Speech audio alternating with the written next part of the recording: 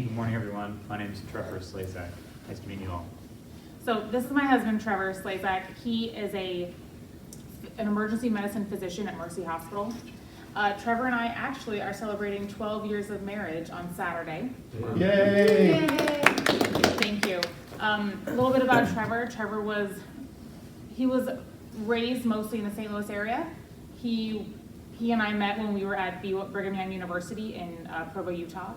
Trevor served a 2-year LDS mission in Russia, and so he speaks Russian fluently, which is very cool, though it might be like a little rusty these days.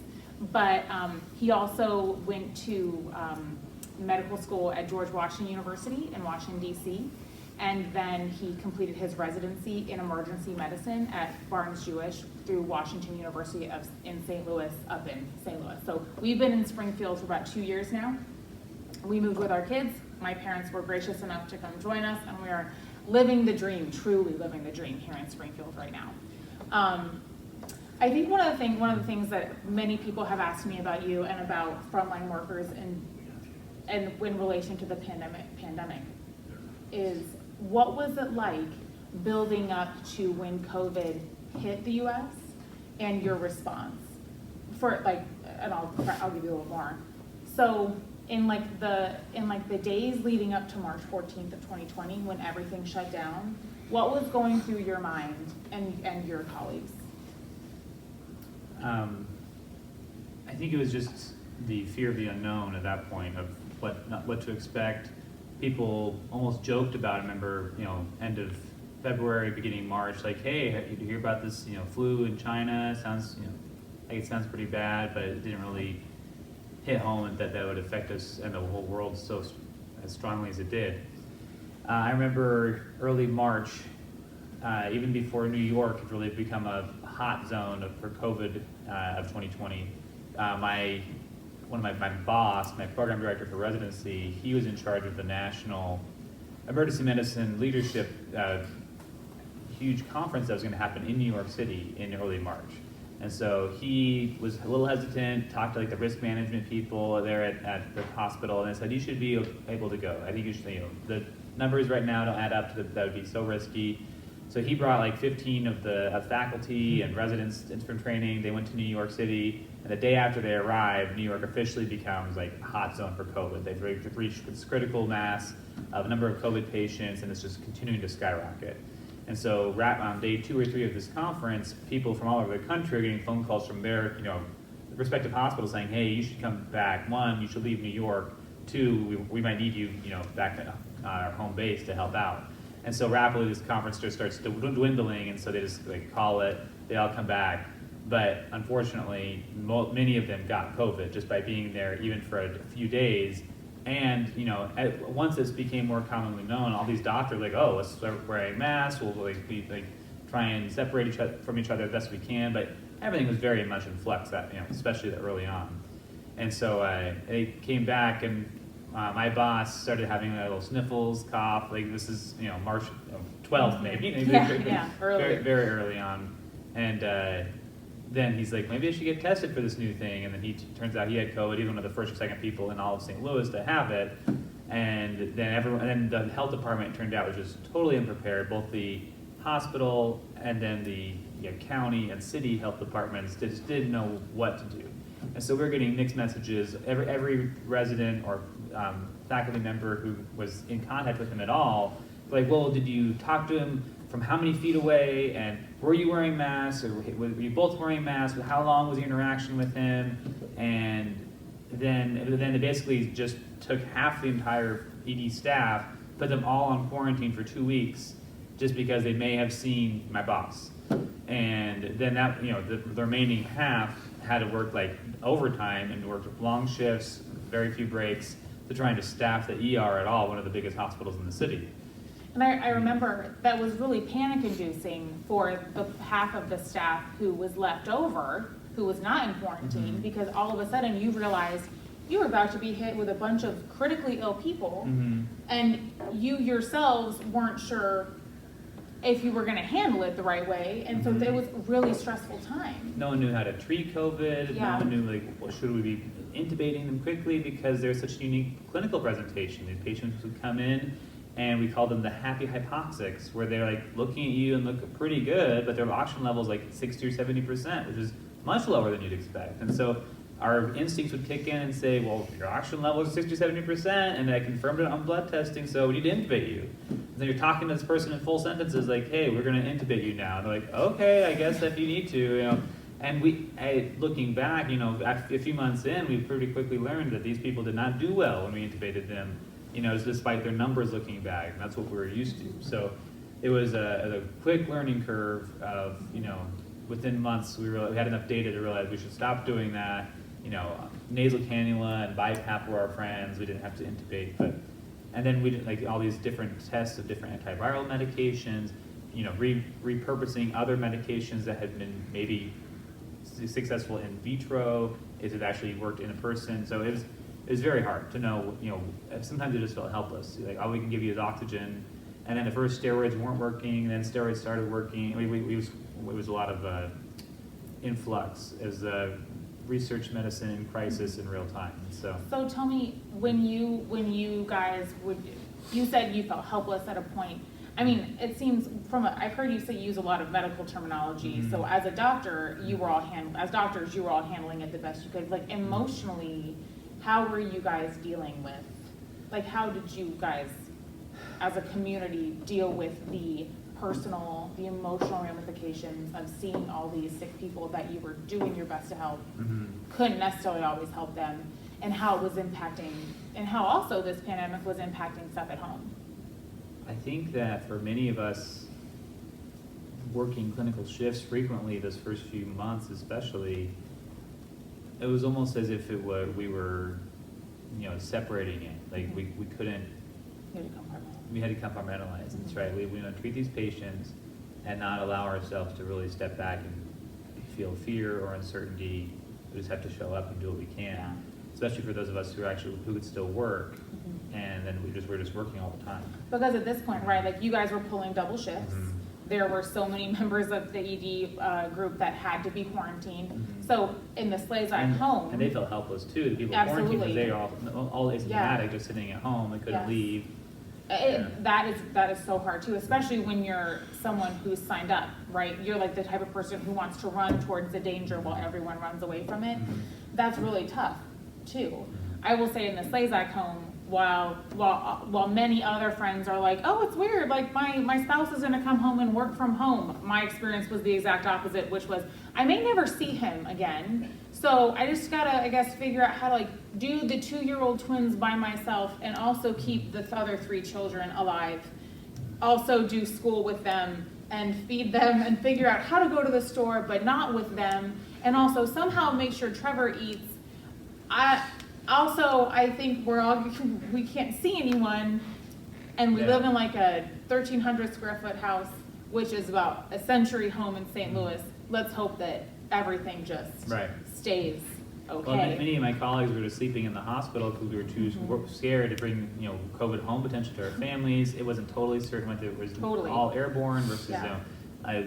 you bring it home in your clothes. And so there was a line, I remember after every shift, like the new team would come on, the old team would go and just get in line to the shower, and we'd all shower off, put on new scrubs. And we didn't know what we were doing specifically, we just thought that would be an extra safety measure. And so we just brought, you know, different scrubs and changes of clothes to change into, and would try and get the laundry to wash our scrubs there. We had like, you know, new N95 masks and face shields and gloves, and those things couldn't be reused. They were used so many times, and they were like just a long process. Every shift wouldn't end as quickly as your normal shift would. We just like, okay, I'm done, head out. Like, no, I have to go make sure all my equipment is all properly disposed of and reused, and then I need to shower and change, and then I'm gonna drive home, and then, you know, how safe is it to go home? Mhm.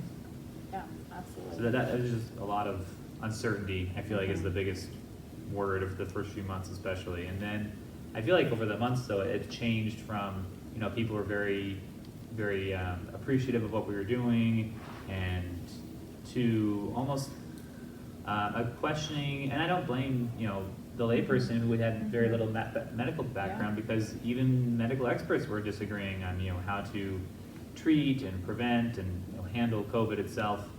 And so, Well, and emotionally, all of us had just gone through something unprecedented, Exactly. where we had just been told, you now have to stay in your home. Right. You can't go anywhere or see people you love or do the things you want to do, or even go to work or travel or do anything. So just like sit in your house until we tell you you can come out. and that brings a lot of both fear, uncertainty, absolutely. frustration. It's natural to bristle when you're, told to do something that's not comfortable, but it's just uncomfortable. Yeah, absolutely. So in light of this, now that, do I knock on all the wood saying I think that we've lived through it, the pandemic? Now that I feel like now that you've had this experience, being the person who had to go towards the danger instead of away, which is like the exact group that Wellness for Warriors serves. What do you think are the keys in the community and in the family that supports these first responders, frontline workers, community or family? Well, I can't imagine doing it without a supportive family at home. And I think families can obviously take many shapes, whether it be, a good core group of friends who are supporting you, who are helping you out, parents, siblings, et cetera. But I think having that support of at least, even if they're not with you physically, reaching out and making people are thinking of you. I'm sure a lot of our frontline workers, friends of mine included, live alone. I may not have an immediate family living with them, but from what I understand, they do have a good the support system is the best way to put it. And you just made a really good point about how isolating this line of work can be. I think about how many, single enlisted members of the military community I've met. Many. It is not a career, both the military and medicine, that lends itself to like a fantastic family life, especially in the beginning when you're going through all the training. So yeah, I guess in a way it's important to try and form your own community. And like you said, families take all shapes. You have to kind of form your own. Yeah, I feel that it's hard during a pandemic or war or whatever like emergent thing is happening at the time, but over time you need to make sure that you do have some kind of balance. So you can't just give your all to one thing when trying to split yourself between other friends and family. I feel like and I don't think there's one clear-cut answer for that, but I think it's self evaluation and making sure that you're doing those things, following up with your family members, talking with them, making sure that your mental health is prioritized too. This will be my last question for Trevor. So the last thing I would ask is, on those days when you ask yourself, like, why am I doing this? Because I'm sure we've all had those days in the military, or I'm sure, different EMTs, paramedics who are going to watch this later, you have those days where you're like, today was really, really hard, or today was brutal. I got zero respect from anyone, and I tried really hard to be a good human being. What goes through your mind? What do you tell yourself? What is your mantra? What is the thing you cling to that keeps you moving forward in the career path you've chosen? I think taking care of ungrateful patients is one of the hardest aspects of our job. Not that not all of them are by far, but when you do a lot of work to try and help them, and they're rude to you or don't appreciate what you're doing, I think you have to understand that people many times, especially in for paramedics in the ER, et cetera, oftentimes it's one of the worst days of their lives. And so yeah, you do have to cut them some slack at some point to say, maybe they don't understand what they're doing. There's a lot of emotional issues going on, but I think in the end, it's not you. It's you can't take it personally in that sense. Like as bad as it can get, you've been trained to do a specific job to do it well. So I can take pride in fulfilling my training and doing that well, and knowing that it's not up to an individual who may have had a bad interaction or a bad day. It's not me. I actually can feel that, and then also knowing that. Honestly, I'm drawn to the community in general. Like you said, the people who run towards the fire towards the problem and want to fix it. The helpers, the servers, I mean, this is what this group is for. And I think that as you recognize the community you're part of, regardless of what role you play in the community, that the community is there for you. You know, like groups like this, for example. I think that's very reassuring to know that there is a net to catch you. A group of people like you.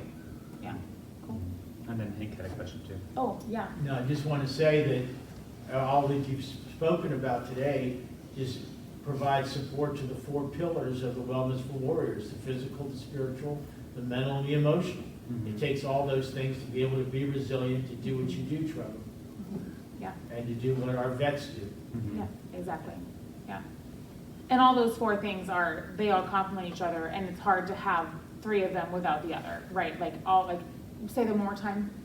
Physical, Physical. spiritual, mental, and emotional. Yeah, physical, spiritual, mental, and emotional. Sorry. I'd like to say something about what Trevor does.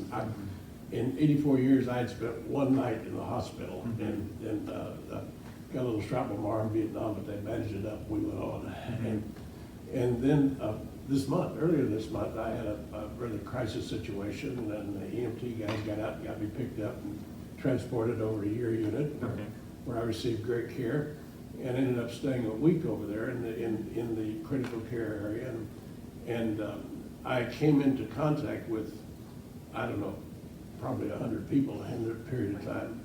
Nurses came and went, and several doctors, 4 or 5, 6.